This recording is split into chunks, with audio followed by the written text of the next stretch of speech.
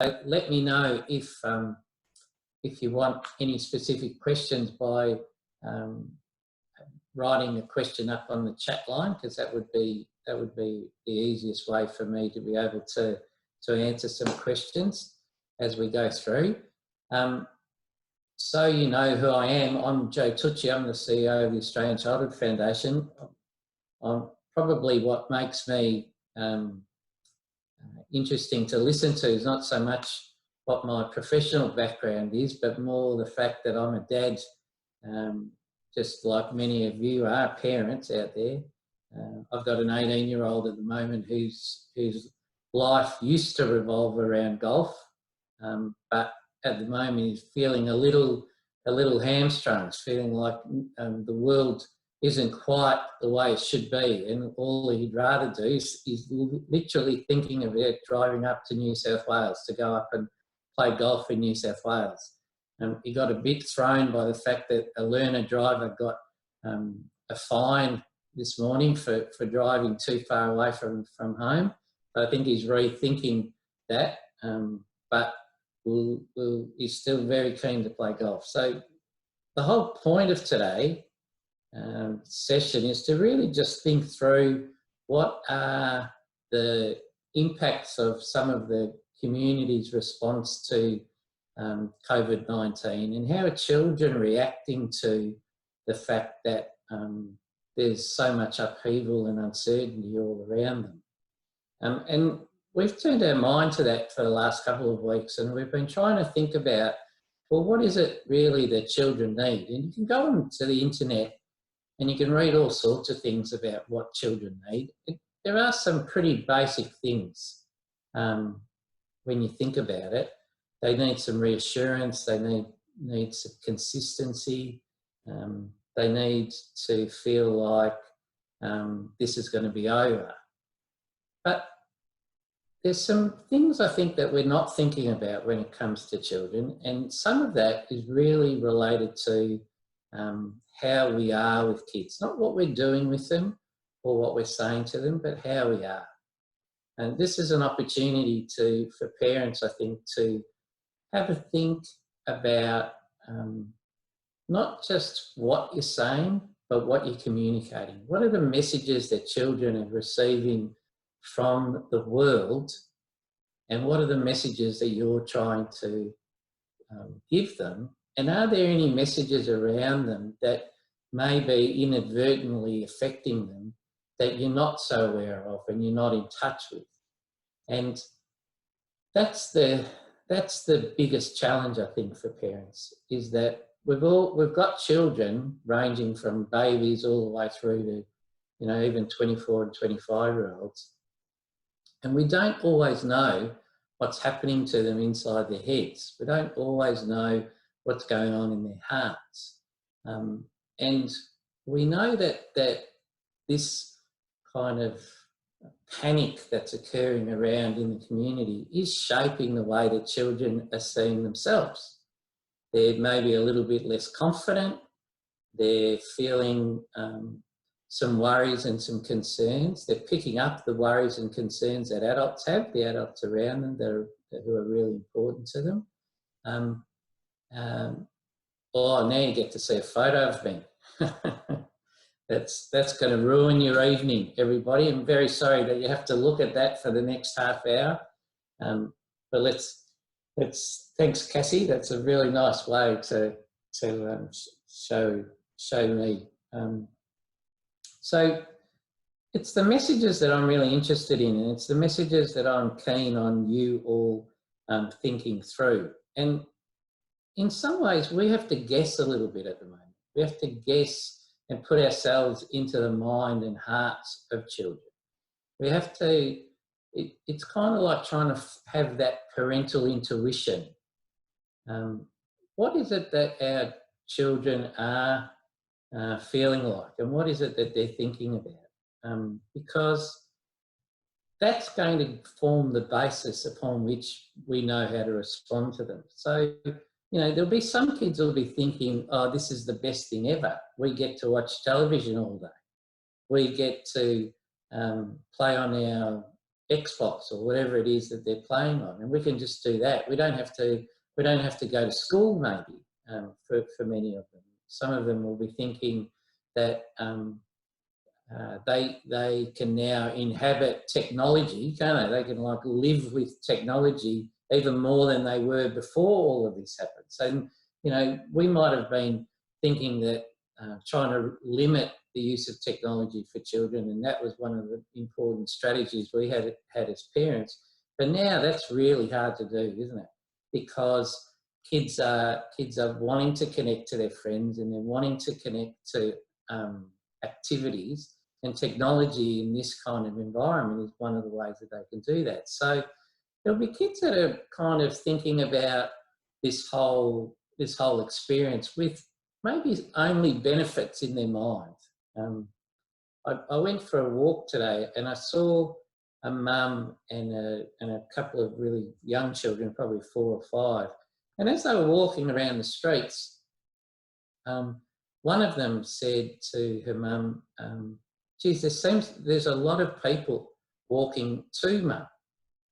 And if you looked around, there's probably more people walking and going for a walk than I've ever seen in the places where I live ever before. We're walking, we're out there, it feels like there's some life because there are things that we're doing that we didn't do before. So children are kind of picking up on what's going on, and some will see the benefits of it. Most will be worried, but they won't necessarily show it. And the worry, I guess, what's the worry about? The worry is that they're going to get sick, or their parents are going to get sick, or their grandparents or people that they know are going to get sick. And we don't really know what that sickness is like. We can explain it to them. We can say things like, well, it's like a cold, and some people are going to get sick, but you know, most people will get better, and it's okay that you're feeling a little bit worried about it, because they'll be hearing all of these stories from you, and even from the TV and from their friends. This is not a conversation that you can hide from, really, is it? So children will have a whole lot of questions, and they'll also have a whole lot of answers that they're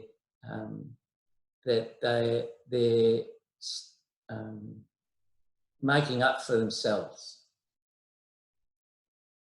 And it's the answers that they make up for themselves that we need to try to tune into. What from your experience do you think your children will be responding to in all of these stories that are out there about COVID-19? That's the question that I would start with. You know your kids, you know what makes them tick. Some of them, you'll see it in their behaviour, and you'll see in what it is that they're asking you. What you've got to try to do, I think what we all are trying to do, is get behind what they're thinking, and to start to communicate to that's going on inside them, not just what it is that's on the front page of what they're showing us. And there's a couple of ways of us doing that, I think. I think, for example, we can guess. It's okay to guess right now and ask kids about that you think, for example, I think that you might be feeling like this. I think you might be feeling a little bit scared. Is that right?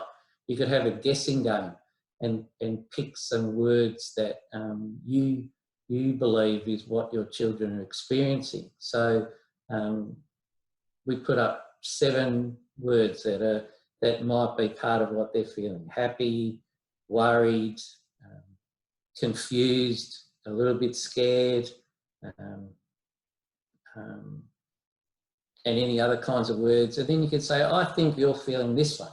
I think I imagine that if I was you, I would be a little bit worried about what I'm hearing about. and I'm a little bit worried too. So part of what we're needing to do, I think, for kids is not only start to appreciate and acknowledge for them what it is that they're feeling, but we have to, in some ways, I think, start to acknowledge in ourselves that it's okay for us to share some of this with our children. Not to overwhelm them, but to give them to actually be consistent.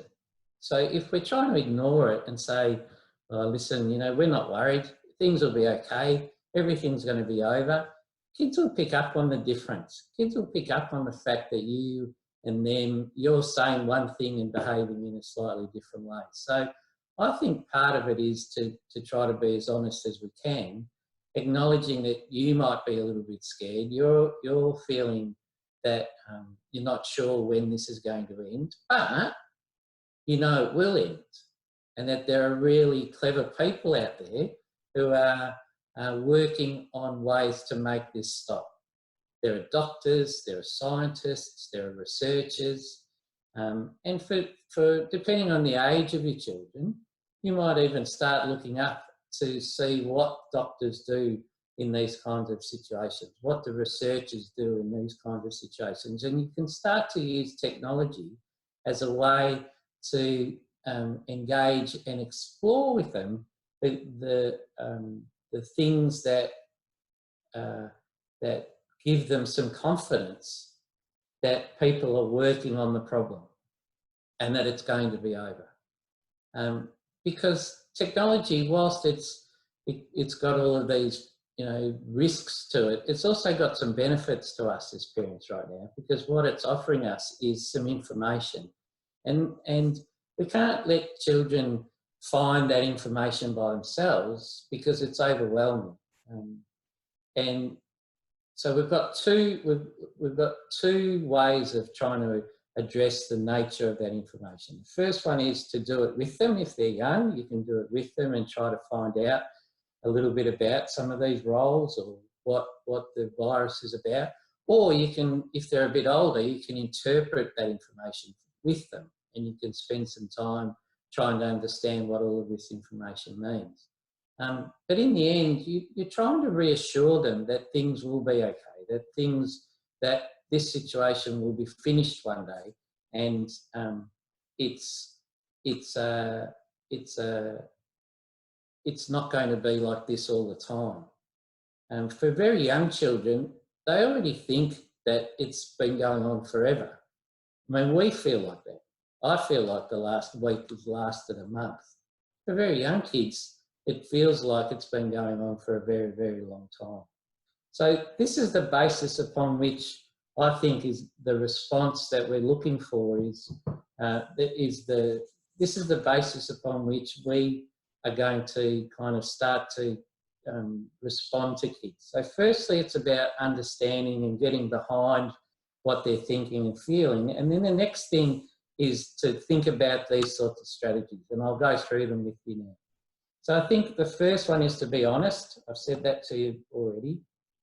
And be honest about your own feelings and validate for them their feelings. I know I might look worried sometimes. Parents get scared just like children do, but I'm okay. I'm going to be okay. And it's okay to be feeling scared or worried or any of the feelings that you have. Validating kids' feelings is a really important first step.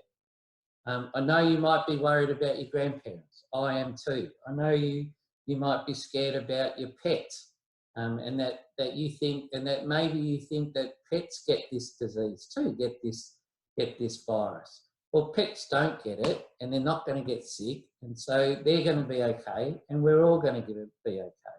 And I think being scared is a sign that we're concentrating on being safe. That's a really important line. I've said that over and over again to parents now, and there's a lot of reassurance in that, because it starts to reframe what worry is all about. It's not just this feeling that overwhelms and makes you feel like you can't do anything about it. It starts to give it some sort of sense of purpose. So when you're scared, you're concentrating. It's a sign that you're concentrating and you're concentrating on being safe. I think we need to acknowledge the day-to-day disruptions that are happening in children's lives right now. So, you know, even if you don't go to school now, or we miss out on our holidays, these things will happen again. We're not going to miss out on our holidays, or we're not going to miss out on going to the footy, or we're not going to miss out on something that's really important to you. So that's another important message, that once this is over, the things that you used to do, you'll still be able to do again. Children need a sense of connection from their past and the things that they know and make sense of and feel comfortable and confident about. They need to know that they're going to be there on the other side, that those things haven't been lost altogether. And in that sense, you could kind of also reassure them by turning to history and saying, well, you know, there have been sicknesses like this before, and very clever people, like doctors and researchers and scientists, they all got together and they worked together, and they found a way, they found a cure, or they found a way to make people who were sick get better. And history, referring to history and helping children to know that this is not the first time that this has happened to the world, and that the world actually then continued, and all the things that they were used to continued on after the illness stopped, is really, really important. So that's in the acknowledgement phase. Yeah, that's the kind of the day-to-day experience and responding to children's feelings that I think we're all doing with kids. I think in that same way, you want to remain available for them. You want to be able to give them the message that you can come and talk to me whenever you want. You can ask me any question you want about the coronavirus. You can ask me any question you want about anything, and I'm going to try to answer it for you. And if I don't know, we'll find the answer together. If not, I'll find it from somebody else. I think that is a really important position to hold throughout this, that you're just there, that you're strong enough to hear their feelings. Their feelings aren't overwhelming you, and that you can answer questions that they've got for you. And if you don't know the answers, you'll find out what those answers are. And in that same way, always remind them, I think, always remind them that you love them, and that's one of the things that's never going to change. Because in all of this, what children are experiencing is not only the fear that comes with what this coronavirus means, but also what does change bring? What will change mean? We're all facing this. As adults, we're trying to understand for ourselves, what does all of this change mean, and when is it going to stop, and what's the impact that it has? And the kids are the same. They're seeing their experience of change, their experience of their day-to-day life is changing quickly, and at times far quicker than they can even keep up with. And so there are some things that need to stay constant for children, and that's the way you love them. If you can give them that message, I love you, and that's the one thing that will never change and will never stop, that's going to be really, really reassuring for them. I think that also some of the things that you can think about is to create some quiet time or some quiet space for children.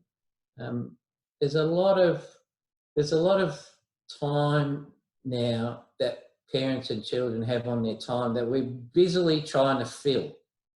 And we're trying to think about the activities that we can do with kids. And some of us are thinking about homeschooling children. There's a whole range of kind of pressure that we're now putting on ourselves as parents to fill up the time so the kids aren't bored. Well, one of the things I think is happening as all of the restrictions take hold is that in some ways time is going much slower, and it needs to slow down.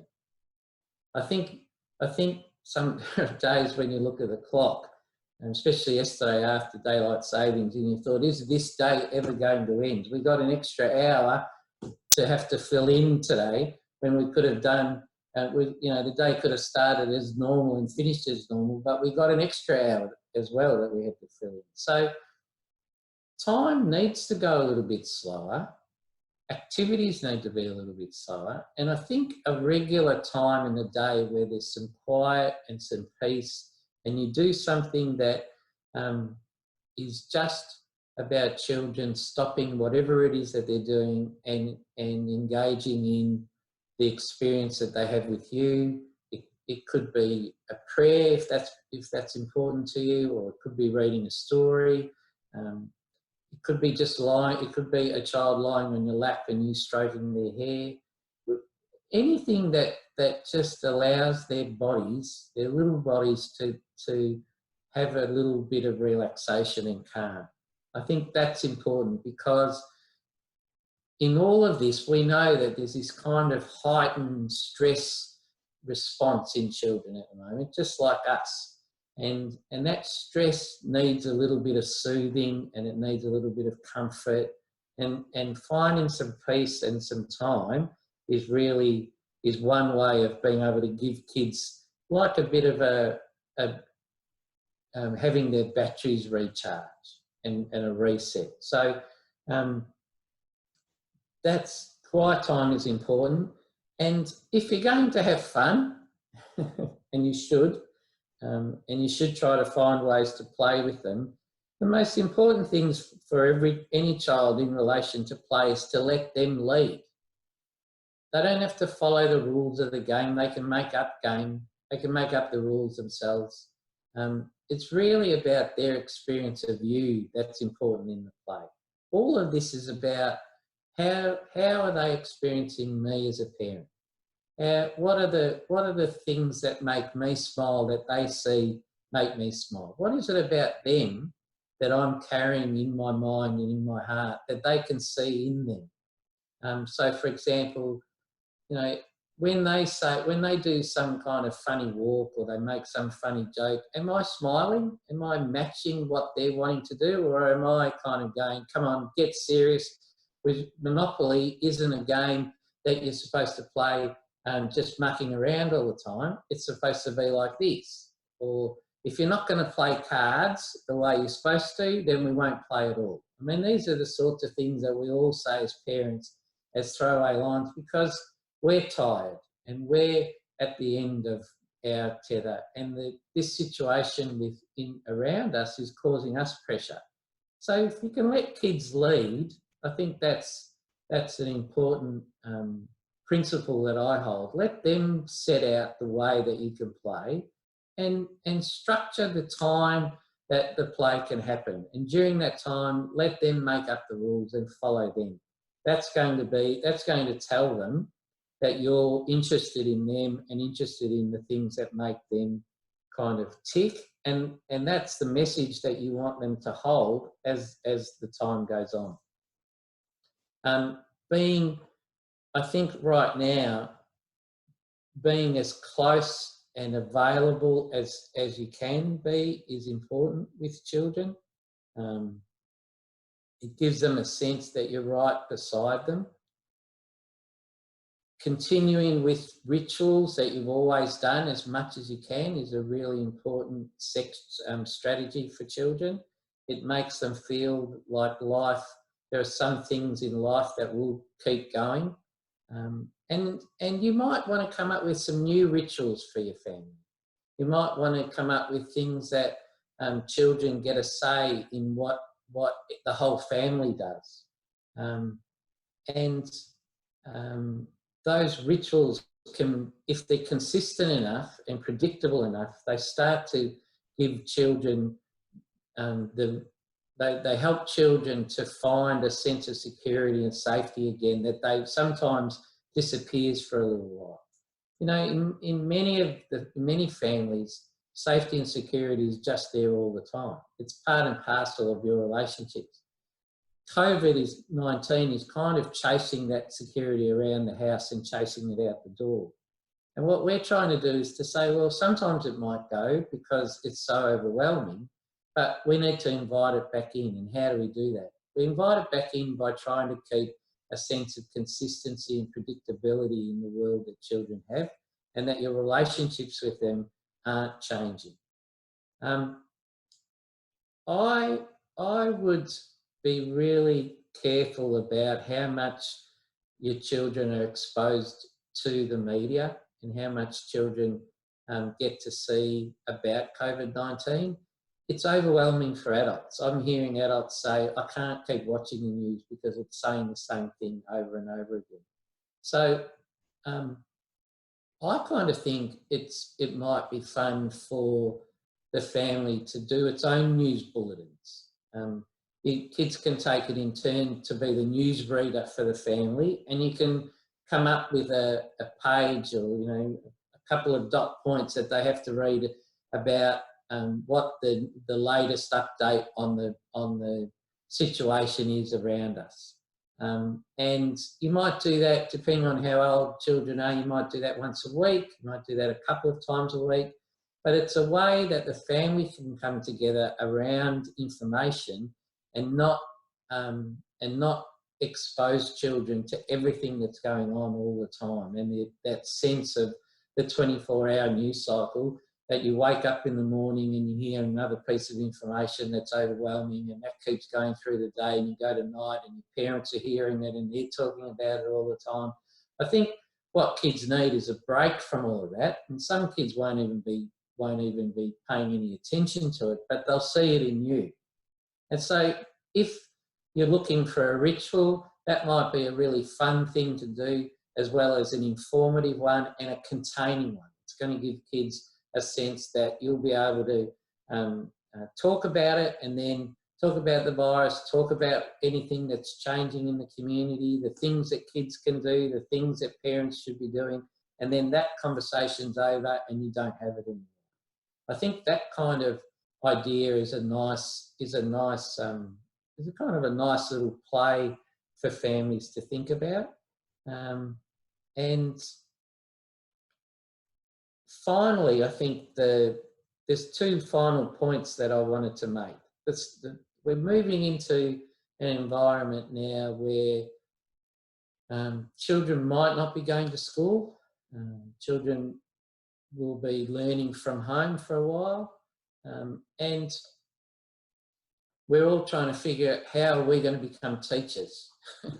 And some of us might be teachers and you'll be really glad that you are. And then some of us will be thinking, I never wanted to be a teacher before. I'm not sure why I should be a teacher now. But we've got this role. And I think in that we don't have to be teachers, but we can engage with children and join in the fun of learning. So for me, maybe it's an opportunity for a homework club, or for there to be a classroom in the school, in the house somewhere. And instead of you being the teachers, why don't you ask your kids to be the teachers and to teach you something that you don't know about, and have some fun about that. And you get really interested in a topic that they're trying to learn and share that with them. A lot of this is about if children are exposed to ideas and messages that are in the community and around them about what's happening, the antidote to that is you sharing with them the things that draw their attention back to the relationship that they've got with you. That's what we're trying to do. We're trying to capture their attention to us and to each other, and away from the virus and the way that the community is experiencing it. And the final point I'll make is that there's something about us that is able to know about overcoming a challenge. We've all faced some challenge in our lives. Some of them have been really, really difficult and incredibly hard to get over. Others have been part and parcel of the way that we've learnt about our life and about who we are. Sometimes we've heard stories from our own family of challenges and threats that we've had to overcome over a period of time. In all of those stories, there's some elements, or there are some themes that come out that are about your strengths. They're about the strengths of your family. What is it in particular that you've had to draw on to overcome that challenge? You know, was it a particular way of learning? Did you make sure you knew everything about something before you took the next step? Or was it that you relied on somebody that you cared for? And that feeling that you were sharing a problem helped you to get through, get over the challenge and overcome the challenge. There's always some strength in our life. There's always some opportunity for us to learn from the things that we've been through. And in all of that, that's the thing that we need to rely on now. They're the qualities that we're needing to rely on now. And they're the things that are about us, that our children are finding in us right now. They're looking at us and they're experiencing the love that you give them, but they're also experiencing the relationship that you are offering them with all of the strengths that you carry from the story that you have about yourself. And it's those strengths, it's those little things or big things that you know about yourself that I think become part of what your children know about you. Not know about you in their heads only, but know and feel about you in their hearts. And that to me is how we'll beat this virus, how families will be able to manage what is in front of them, because children will feel that those qualities that you've shown to adapt to new challenges are the qualities that they are following right now as you lead them through what's happening around them. So a lot of, for me, you are the key. Parents are the key to the way that children will respond and start to reimagine and re-experience the whole message that the community around them is giving them about how serious all of this is. So I hope it's been interesting. I hope that it gave you some pointers. You know, it's not the only way to think about it. It's just some ideas that we've been exploring in our organisation and the things that I've reflected on. But I think that knowing kids and trying to guess what children are feeling at any particular point in time is the task that parents play all the time. And if that's the one thing that you take away from this little webinar today, then I will be really happy. I hope that maybe I can come back on and do some more and answer some of your questions, because I didn't get a chance to do that at all today. But thank you to Jewish Care for having me, and I hope it was really interesting. Thanks, everybody. Bye.